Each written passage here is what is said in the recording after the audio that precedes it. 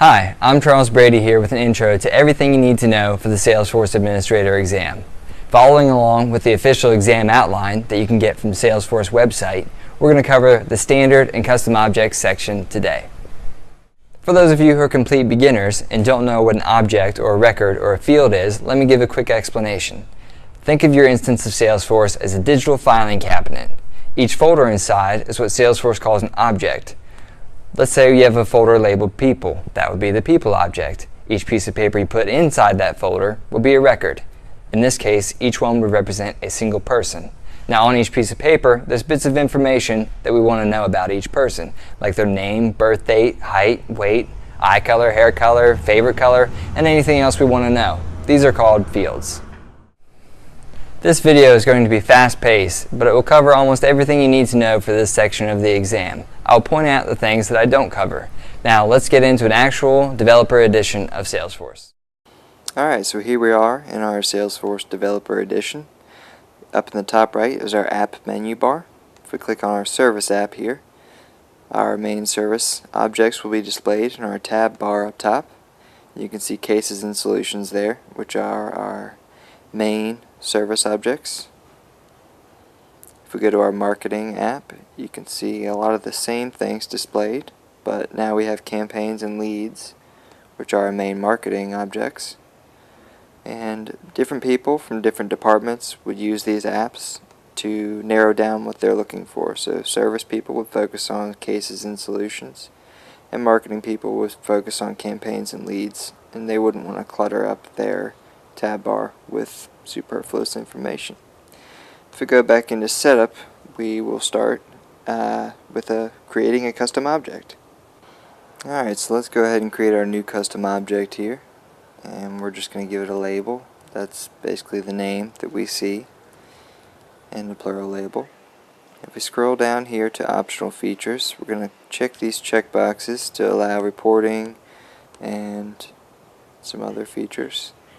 And this main one down here is important. Launch new custom tab wizard. It's at the very bottom, and that will allow us to create a tab to put into our tab bar and our different apps. So let's go ahead and save that. And now if we click on this tab style here, we just get to choose a friendly icon. Doesn't really matter which one you choose, but we're going to choose map because it goes along with our state park object that we're creating. And we'll hit the next button. These are just some basic visibility settings. So for now, we're just going to skip through those. We'll get to those in the security and access lesson. Alright, so congratulations, we just created our state park custom object. And we got our tab up top there. If you click this little plus button, it shows you all of your tabs that you have available and their corresponding icons. You can see our state parks one down there. If we go to this customize my tabs button, we can choose which tabs are displayed up top in our tab bar and for which apps. So right now we have our sales app selected, and we're going to choose our, just to demonstrate, we'll choose assets, throw it over in the selected tabs, and you see assets appears at the end of our tab bar there. You can also reorder these if you wanted assets to appear way over on the left, and you can order them however you want. Alright, so for now let's go back to our setup, and in our navigation search bar over here, if we start typing in things like our standard objects, it'll narrow down our options in the navigation bar. So right now I'm typing in our standard objects like accounts, opportunities, cases, and contacts, and you can see some of the things that I'm highlighting that you can edit about them, and a lot of them are the same, like fields, record types, page layouts, triggers. These are all things that you can edit on our standard objects and many of our custom objects. So for now, let's go to accounts and let's check one out. Alright, so here we are in our accounts. Let's go ahead and just check one out, see what it looks like. We have our account detail up top here. Down below we have our related lists, our contacts, opportunities, and cases. And up top here under account detail, these are our fields, or the bits of information we want to know about our accounts.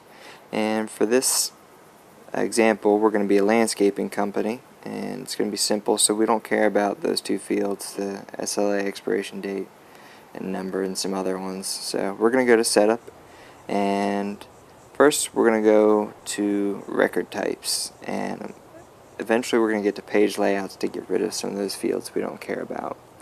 But first, we have commercial and residential records, two types of accounts. We're both properties that we manage, but they're going to be a little bit different, and we're going to want to know a little bit different things about them. So let's go ahead and create this commercial record type, give it a name, and skip through some of these visibility settings for now. And we're going to assign it a page layout of just this regular account layout for now. And hopefully this will all make sense in a little while when we get into our page layouts.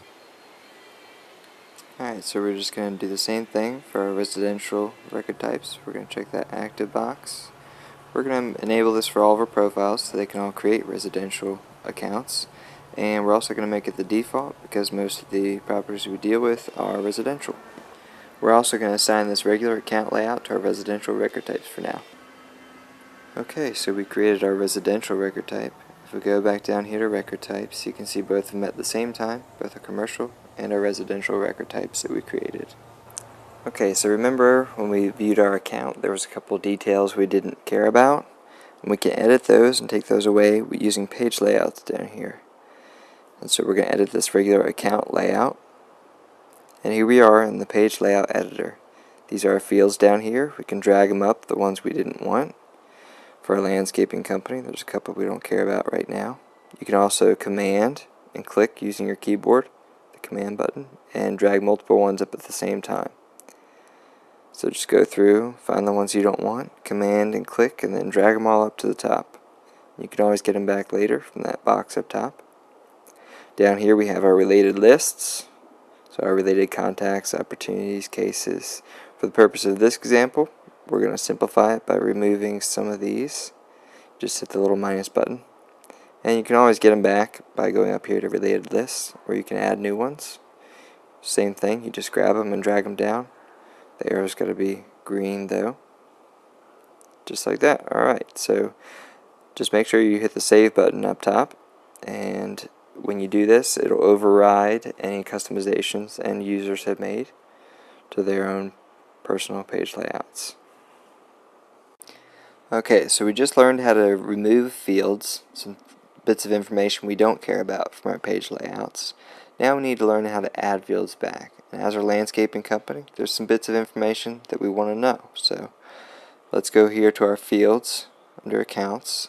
And up here we have a list of our standard fields. These are just the names of fields that come with the accounts object. And down here we have our custom fields, which are the ones that we create. And notice up top that there's no option to delete the standard fields, but down here there are options to delete custom fields. You can edit standard fields, but you cannot delete them. Let's go ahead and create a new custom field. Okay, so here we have different types of fields you can select based on what type of information you want to know. So we have an auto number field, which is like a social security number for your records. Checkbox for true false, currency for money, date for selecting the calendar date, and some other basic ones that we use. Geolocation for GPS coordinates, number for simple numbers, text areas for typing in text. For now we're going to select this auto number type, and this is going to create a unique number for every record we create. So it's going to essentially be our account number. Okay, so we'll just give this field a name, some basic information, and we're going to hit next and skip through our visibility settings for now, just like we did for our custom object. Okay, so down here at the bottom under custom fields and relationships, you see at the top of the list is our account number ID field that we just created. For now, let's go ahead and create some new fields. Alright, going along with our landscaping company example, we're based in Florida, and everybody has pine straw in their yards, so we're going to use this date field, and we want to know when the last date people had pine straw applied to their property. So we're going to go ahead and give this field a label, fill out some information, and then we're going to skip through our security settings for now. Okay, and we're back to create another field. This time we're going to make it a checkbox type field. We're going to call it has dog, and it'll be checked if this property has a dog, and it'll be unchecked if they don't have a dog. And once again, we'll just skip through our security settings, and we're back to create another field. This next field is also going to be a checkbox, and it's going to be called irrigation. We just want to know if they have an irrigation system set up or not. And once again, we'll skip through our security settings and come back to create another field. For this field, we're going to use the pick list type, and we're going to give it a name and define some values. It's going to be called grass type. So we'll give us a couple options for grass type to choose from, and we'll go through our security settings, and we're back to create another field. For this field type, we're going to select the multi-select pick list because we're going to be able to choose multiple options from the list that we define. This one's going to be called applicable services. We'll be able to do things like mow grass, edge, trim bushes, and fertilize. So we'll go ahead and create this field, skip through our security settings, and we're back to create another field. This one, we're going to just select a simple text area field, do the same thing, give it a name, and we're just going to want to be able to define customer preferences. This field will kind of just be a note about their landscaping style, if they like their bushes trimmed short or long or other particular things like that. We'll go through our security settings again, and we're back to create another field. This time we're going to select the number field type, and we're going to want to know how many pine straw bales are required to completely cover this landscape. And just note that this length field right here, you want to minimize the number of digits displayed so we don't waste data. It's not really important for a small organization, but when you get into a big organization with lots of data, it can wear on your system. So we'll go through our security settings again, and we're back to create another field. Now for this last field, we're going to use the formula type, and if you remember when we created our last pine straw application date field, we want to know the distance, the number of days between that date and whatever today's date is, so we get the number of days since our last pine straw application. So we're going to select the formula return type of number because we want to know the number of days, and we're going to limit our digits, and we're going to select this advanced formula here. We're going to use this today function, just something you have to learn and memorize. Okay, now we can insert a field, and if you click this account object, you can see all of our available fields on the account object.